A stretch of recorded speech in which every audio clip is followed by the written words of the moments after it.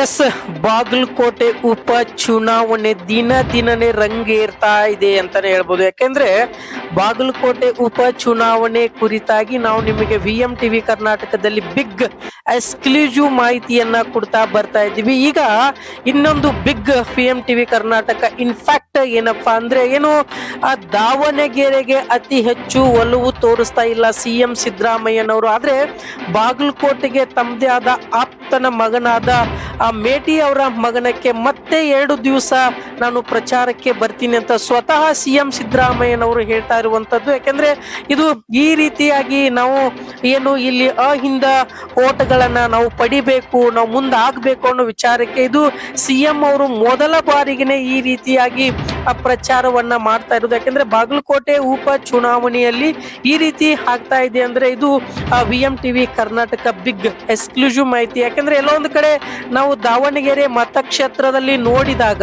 ಅಲ್ಲಿ ಮುಸ್ಲಿಮ ಸಮುದಾಯದ ಓಟ್ಗಳು ಎಲ್ಲೋ ಒಂದು ಕಡೆ ಏರುಪೇರು ಆಗುವ ಸಾಧ್ಯತೆ ಇದ್ರೂ ಸಹ ಇವತ್ತು ಬಾಗಲಕೋಟೆಗೆ ಮತ್ತೆ ಮರುಳಿ ನಾನು ಚುನಾವಣೆಗೆ ಪ್ರಚಾರಕ್ಕೆ ಬರ್ತೀನಿ, ನಾನು ಮತ್ತೆ 2 ದಿವಸ ಕ್ಯಾನ್ವಾಸ್ ಅನ್ನ ಮಾಡ್ತೀನಿ, ಎಲ್ಲಾ ಸಮುದಾಯದ ಮುಖಂಡರನ್ನ ನಾವು ಖುದ್ದಾಗಿ ಕರೆದು ನಾನೇ ಸಭೆ ಮಾಡ್ತೀನಿ ಅನ್ನೋದು ಕೂಡ ಸಿಎಂ ಸಿದ್ದರಾಮಯ್ಯನವರು ಹೇಳಿರುವಂತದ್ದು. ಯಾಕೆಂದ್ರೆ ಈ ರೀತಿಯಾಗಿ ಎರಡೂ ಸರಿ ಸಮ ಬಲದಲ್ಲಿನೇ ಹೋಗ್ತಾ ಇರುವಂತದ್ದು. ಅಂದ್ರೆ ಬಿಜೆಪಿ ಮತ್ತು ಕಾಂಗ್ರೆಸ್ ಎರಡೂ ಸರಿ ಸಮಾನ ಬಲದಲ್ಲಿ ಈಗ ಪ್ರಚಾರಕ್ಕೆ ಹೋಗ್ತಾ ಇರೋದು. ಅಂದ್ರೆ ಈ ರೀತಿ ರೇಸ್ ಅಲ್ಲಿ ನಾನು ಖಂಡಿತವಾಗ್ಲೂ ನಾನೇ ಗೆಲ್ತೀನಿ, ನಮ್ಮದೇ ಇದು ಅಹಿಂದ ಓಟುಗಳು ನಮ್ಮದೇ ಇದೆ, ಗ್ಯಾರಂಟಿ ಬಗ್ಗೆ ಜನ ಮಾತಾಡ್ತಾ ಇದ್ದಾರೆ ಅನ್ನೋದನ್ನು ಕೂಡ ವಿಶ್ವಾಸವನ್ನ ವ್ಯಕ್ತಪಡಿಸಿರುವಂತ ಸಿಎಂ ಸಿದ್ದರಾಮಯ್ಯನವರು. ಅಂದ್ರೆ ಮತ್ತೆ 2 ಬಾರಿ ನಾನು 2 ದಿವಸ ಮತ್ತೆ ಚುನಾವಣೆಗೆ ಪ್ರಚಾರಕ್ಕೆ ಬರ್ತೀನಿ, ಬಾಗಲಕೋಟೆಗೆ ಖಂಡಿತವಾಗ್ಲೂ ನಾನು ಕಾಂಗ್ರೆಸ್ ಅನ್ನ ಗೆಲ್ಲಿಸ್ತೀನಿ, ಗೆಲ್ಲುತ್ತೆ ಅನ್ನೋದನ್ನ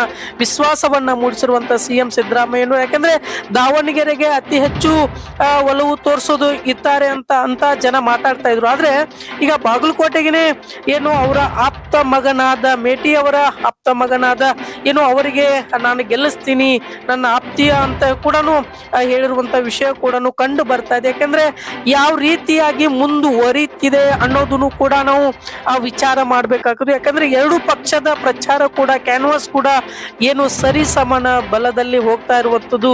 ಇಲ್ಲಿ ಏನ್ ಆಗುತ್ತೆ ಅನ್ನೋದನ್ನು ಕೂಡ ಬಹಳ ವಿಚಾರವಾಗಿ ನೋಡ್ಬೇಕು. ಯಾಕಂದ್ರೆ ಗ್ಯಾರಂಟಿಗಳು ವರ್ಕ್ ಆಗುತ್ತಾ ಅಥವಾ ಕೇಂದ್ರ ಸರ್ಕಾರದ ಬಿಜೆಪಿ ವರ್ಕ್ ಆಗುತ್ತಾ ಅನ್ನೋದನ್ನು ಕೂಡ ಇಲ್ಲಿ ಕಾದು ನೋಡ್ಬೇಕಾಗಿರುವಂತದ್ದು. ಆದ್ರೆ ಸಿಎಂ ಸಿದ್ದರಾಮಯ್ಯನವರು ಮತ್ತೆ ನಾನು 2 ದಿವಸ ಆ ಬಾಗಲಕೋಟೆ ಮತಕ್ಷೇತ್ರಕ್ಕೆ ನಾನು ಕ್ಯಾನ್ವಾಸ್ಗೆ ಬಂದೇ ಬರ್ತೀನಿ ಅನ್ನೋದು ಕೂಡ ಇಲ್ಲಿ ವ್ಯಕ್ತಪಡಿಸಿರುವಂತದ್ದನ್ನ ನಾವು ಪಿಎಂ ಟಿವಿ ಕರ್ನಾಟಕದ ಬಿಗ್ ಎಕ್ಸ್ಕ್ಲೂಸಿವ್ ಮಾಹಿತಿಯನ್ನ ನೀಡ್ತಾ ಇದ್ದೀವಿ.